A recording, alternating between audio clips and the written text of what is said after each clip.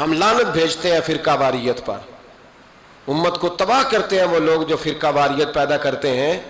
لیکن آپ کو بتاؤں، جس جماعت سے آپ کا تعلق ہے نا، اس جماعت کی امت مسلمہ کو ضرورت ہے.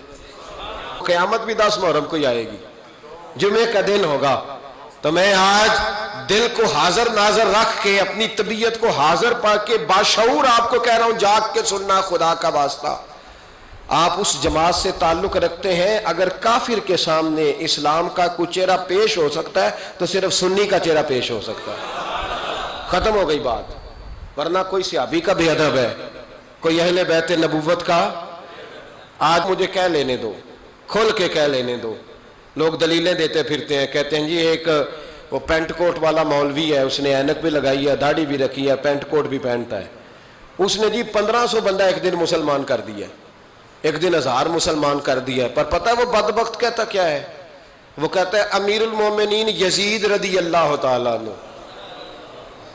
میں کیا کروں اس کے 1500 مسلمان کو یا 2000 اس کے کلمہ اور وہ جی بڑی دلیلیں دیتا ہے. وہ دلیلیں سنبھال کے رکھے، وہ دلیلیں جو جی بڑے لوگ اس کے ساتھ ہوتے ہیں.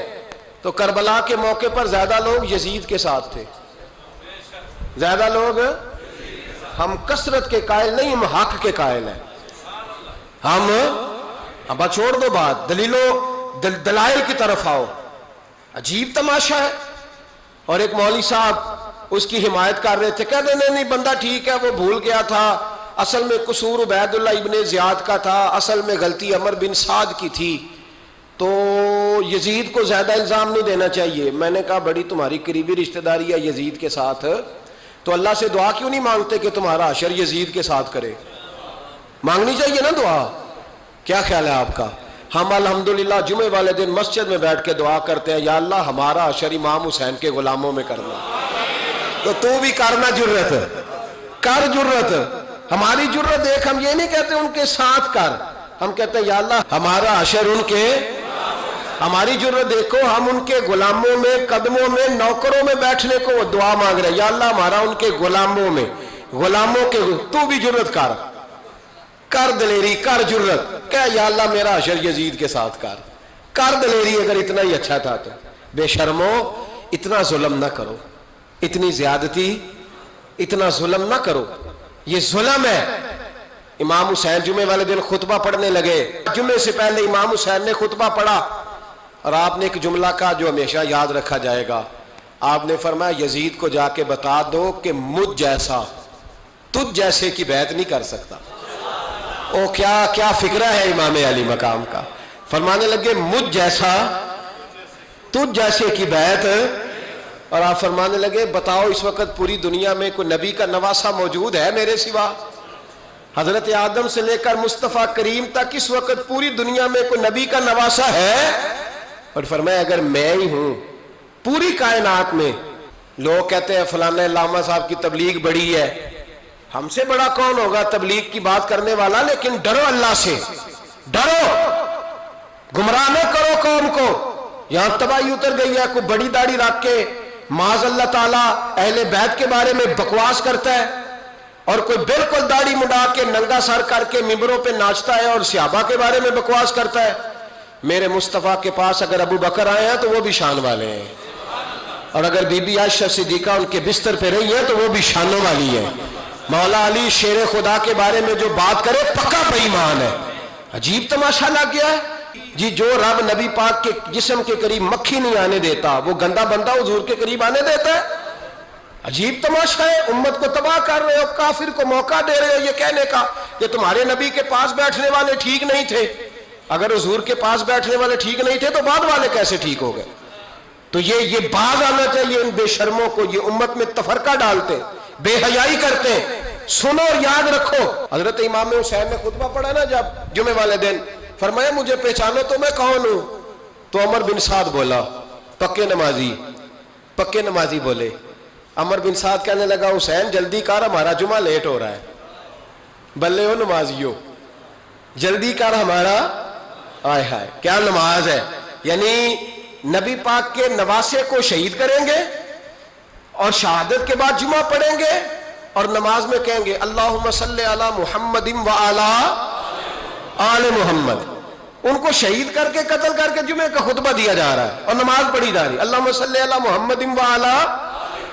تو میرا سنی بڑا بھولا ہے، کہتا ہے جی وہ زیادہ نمازیں پڑھتے ہیں، تو زیادہ نمازیں تو عمر بن سعد بھی پڑھتا تھا، تو بھولا۔ او خدا کے دیکھیں نا، جتنی نماز کی اخلاق کی بات شاید میں کرتا ہوں، آپ کو جماعت میں کم لوگ ملیں گے، لیکن یاد رکھنا نماز عقیدہ نہیں، روزہ عقیدہ نہیں، عقیدہ حسین ہے، عقیدہ حسن ہے، عقیدہ علی ہے، عقیدہ عثمان غنی ہے، عقیدہ عمر فاروق ہے۔ میں اس شخص کو کیا کروں؟ مجھے اس شخص کی کیا ضرورت ہے جو ممبر پہ بیٹھ کے کہتا ہے حسین ابن علی باغی تھے؟ وہ شخص، اس کی نماز روزہ حج زکات دیکھا جائے گا؟ آؤ قرآن مجید سورہ شورا آیت نمبر 23، گھر جا کے قرآن مجید کھولو، یہ والی آیتیں بھی پڑھا کرو، یہ والی بھی کھولا کرو۔ صحابہ جمع ہو کے نبی پاک کے پاس آئے، عرض کی یا رسول اللہ صلی اللہ علیہ وسلم آپ کے خرچے زیادہ ہیں، آمدن کا ذریعہ کوئی نہیں، جس طرح آج لوگ ہر پیر صاحب سے نہیں پوچھ رہے، علامہ صاحب سے، کہ آپ کام کوئی نہیں کرتے، کپڑے پھر بھی سفید پہنتے ہیں، کیا ذرائع آمدن ہے، پھر بھی آپ گاڑی میں گھومتے ہیں۔ ہمارا تو پروگرام تھا مولوی بھوکا مر جائے، پر اس کے پاس آتے ہیں تو یہ تازی چائے پلاتا ہے، کیا مطلب، کس طرح کا رویہ ہے؟ صحابہ کے بار وہ یہ نہیں سوچتے تھے آتے کام، وہ کہتے تھے آگے بڑھ کے حصہ ڈالیں۔ وہ سارے آگے بڑھے، کہا یا رسول اللہ صلی اللہ علیہ وسلم اخراجات زیادہ ہیں، ذرائع آمدن بظاہر کوئی نہیں، نذرانوں پہ اعتراض نہ کیا کرو، نذرانہ دینا نبی پاک کی سنت ہے، نذرانہ قبول کر لینا نبی پاک کی، بولو، حضور کی سنت ہے۔ تو صحابہ جمع ہو کے آئے، ایک جگہ پہ میٹنگ کی، کہا تھوڑے سے پیسے ہر مہینے پیش کریں گے۔ تو حضور سے بات کون کرے گا پیسوں کی؟ کہا ہم نے نہیں کرنی، نبی پاک کے چچا جناب عباس کریں گے۔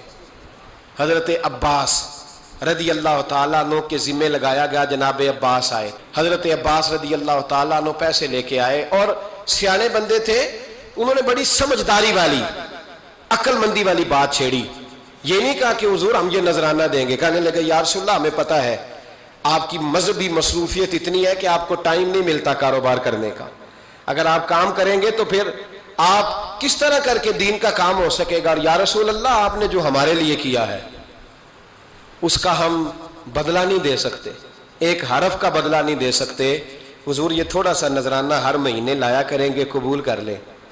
نبی پاک کے سامنے رکھا ہی تھا کہ اللہ کا قرآن بول پڑا، کہا کل لا اسألکم علیہ اجرا، محبوب ان سے فرما دو کہ میں نے تمہارے لیے بڑی تکلیف سہی ہے، پر میں تم سے کوئی اجر نہیں مانگتا، تم سے کوئی اجر نہیں مانگتا، ہاں اگر تم نے کچھ کرنا ہے الا المودۃ فی القربى، تو میرے قریبیوں سے پیار کرتے رہنا، میری ختیجہ سے پیار کرنا، میری عائشہ کا ادب کرنا، میرے قریبیوں کا احترام کرنا۔ یا رسول اللہ ازواج تو گھر میں ہے ہی، قریبی کوئی اور بھی خاص ہے جس کا ادب کرنا ہے؟ تو نبی پاک نے فرمایا ہاں علی، فاطمہ، علی اور فاطمہ کی اولاد، فرمایا ان کا ادب کرتے رہنا، اس کا مطلب یہ ہوگا کہ تم نے میرے ساتھ بڑا ہی اچھا سلوک کیا ہے۔ کہا ان کا ادب کرنا، جناب علی، سیدہ فاطمہ، اور دونوں کی ان کا ادب کرنا فرائض دین، اہل بیت کا ادب کرنا فرائض